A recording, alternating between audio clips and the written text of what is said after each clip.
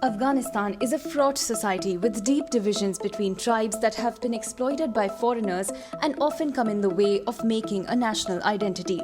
To understand Afghanistan today, we must turn back the clock to decades ago. The Soviet invaded Afghanistan in 1979, taking Kabul on the pretext of upholding the Soviet-Afghan Friendship Treaty of 1978. They held sway in cities, but not in the countryside, where they faced fierce resistance from the Mujahideen. The insurgents groups were collectively called the Mujahideen. Thus began a 9-year guerrilla war between the Mujahideen and the Soviet forces. The US, of course, backed the Mujahideen against the Soviet at a time when the Cold War era was underway. The Mujahideen were variously backed primarily by the United States, Pakistan, Iran, Saudi Arabia, China, and the United Kingdom. Defeated, the Soviets withdrew in 1989. Various factions of the Mujahideen then started fighting for control of the country. The US did not help in reconstruction of Afghanistan and exited after the Soviet withdrawal.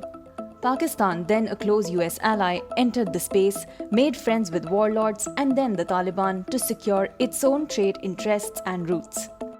The Taliban emerged around the southern Afghan city of Kandahar in 1994. It was one of the factions fighting for control of the country, and it eventually got it. There developed a terror group Al-Qaeda and Taliban nexus, prompting sanctions from the West. When Al-Qaeda terrorists hijacked 4 commercial airlines and crashed them into the World Trade Center and the Pentagon, US vowed to wipe out the group.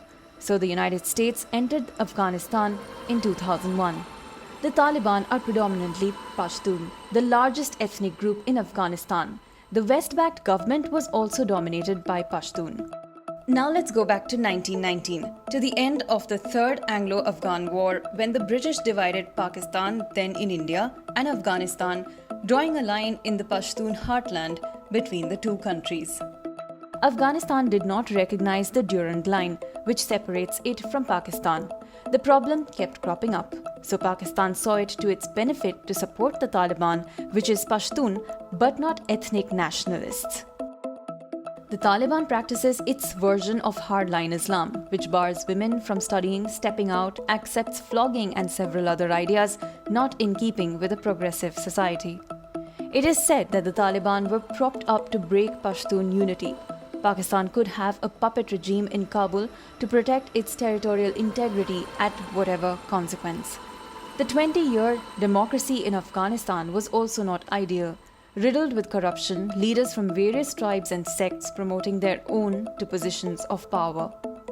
Areas where Taliban recruit its fighters remained underdeveloped and backward, and so left the people vulnerable to militancy. United States spent billions training Afghan forces over the last 20 years. However, the deep corruption in the forces, the government's failure to pay the soldiers, and sending them to war without adequate food, water, and even ammunition and arms all resulted in their defeat. As a tense calm now settles on Kabul, it remains to be seen what course the Taliban takes next. Subscribe to Oneindia channel and never miss an update.